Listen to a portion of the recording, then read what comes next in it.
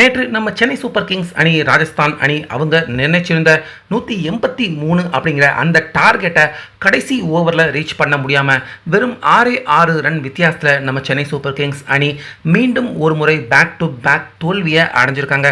இப்படி இருக்க நேற்று 19வது ஓவர் வரைக்கும் நம்ம எம்எஸ் தோனி அவர்கள் ஸ்ட்ரைக்கில் தான் இருந்தார். ஆனாலுமே இந்த மேட்சை நம்ம சிஎஸ்கே அணிக்காக ஜெயிச்சு கொடுக்க முடியல தோனி அவரால். இதுக்கு முக்கியமாக தோனி அவருக்கு அந்த 20வது ஓவரில் ரொம்ப பெரிய ஒரு துரோகமான சம்பவம் நடந்திருக்கு அப்படின்னு நேற்று ஆட்டம் பரபரப்பாக நடந்துகிட்டு இருந்த அந்த தருணத்தில் முக்கியமான ஒரு விஷயத்தை நோட் பண்ண ரசிகர்கள் தற்போது அந்த விஷயத்தை குறிப்பிட்டு 20வது ஓவரில் தோனி அவருக்கு நடந்த இந்த துரோகம் தான் தற்போது இந்த மேட்ச்ல சிஎஸ்கே அணி தோல்வி அடைய வேண்டிய காரணம் ஆகியிருக்கு அப்படின்னு தோனி அவருடைய ரசிகர்கள் எல்லாருமே பயங்கரமா இப்ப கொந்தளிச்சு போயிருக்காங்க.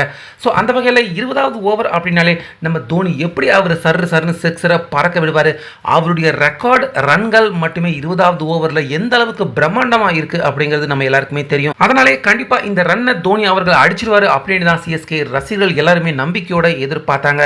ஆனா அந்த 20வது ஓவரை போடுறதுக்கு முன்னாடி அதுக்கு முந்தைய ஓவரை முன்னால் நம்ம சிஎஸ்கே அணியின் பிளேயரான துஷன் தேஷ்பாண்டே அவர் வீசியிருப்பாரு. அந்த ஓவரை நம்ம தோனி அவர்கள் 2 சிக்ஸர் ஒரு பவுண்டரி ஆக மொத்தம் 19 ரன்கள் எடுத்து அந்த ஒரே ஓவரில் ஆட்டத்தை கம்ப்ளீட்டாக நம்ம எம்எஸ் தோனி அவர்கள் முன்னாள் சிஎஸ்கே பிளேயர் தான் துஷன் தேஷ்பாண்டே, ஆனாலுமே அதெல்லாம் பார்க்காம அடிச்சு விளாசி தள்ளியிருப்பாரு.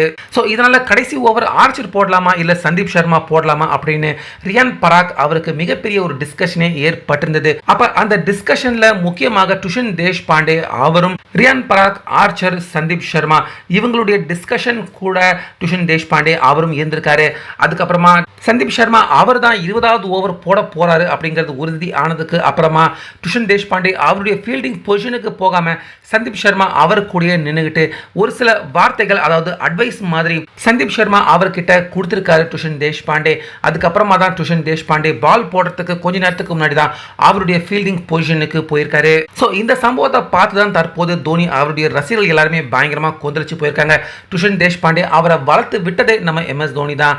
இப்படி இருக்க அவருக்கு எதிராகவே 20வது ஓவரில் தோனி அவருக்கு எப்படி பந்து வீசணும், சந்தீப் சர்மா அவர் பதட்டம் அடைஞ்சிடக்கூடாது அப்படின்னு துஷன் தேஷ்பாண்டே அவரே தோனி அவருக்கு மிகப்பெரிய துரோகம் செய்யும் விதமா சந்தீப் சர்மா அவருக்கு முழு டிப்ஸையும் ஏன்னா 19வது ஓவர் அவர் போட்டிருக்காரு. தோனி அவருக்கு லோ ஃபுல் டாஸ் அதே போல ஸ்லோவர் பாலை போட்டா ஃபுல் ஜென்ரேட் பண்ணி அவருடைய பவரை வச்சு தான் அவர் சிக்ஸர் அடிக்கணும். இது நல்லாவே துஷன் தேஷ்பாண்டே அவருக்கு நல்லா தெரியும்.